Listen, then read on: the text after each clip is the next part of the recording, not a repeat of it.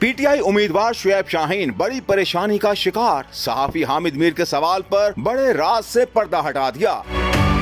निजी news channel के programme में बात करते हुए पीटीआई के वकील शुएब शाहीन ने कहा कि बिलावल पीटीआई के आजाद उम्मीदवारों को उकसा रहे हैं और नून लीग मुखालिफ जलसे कर रहे हैं। जिस दिन इलेक्शन खत्म होगा उन सब ने फिर मिल जाना है। जिस वक्त पिशावर हाई कोर्ट ने हमारे बल्ले के निशान पर स्टे दिया तो मुस्लिम लीग नून से ज्यादा शोर पीपल्स पार्टी ने किया था।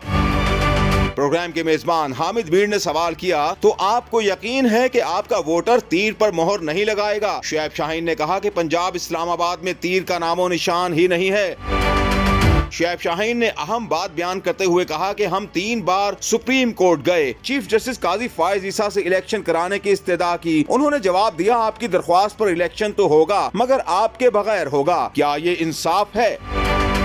पीटीआई वकील ने कहा कि उन्होंने सबूत के साथ आईजी को बताया कि उनके साथ जो लोग चल रहे थे, एसएचओ बनीगाला ने उनको थाने में बंद किया और कहा शुएब शाहीन के साथ नहीं चलना। सबूतों के साथ उस एसएचओ को तब्दील कराया।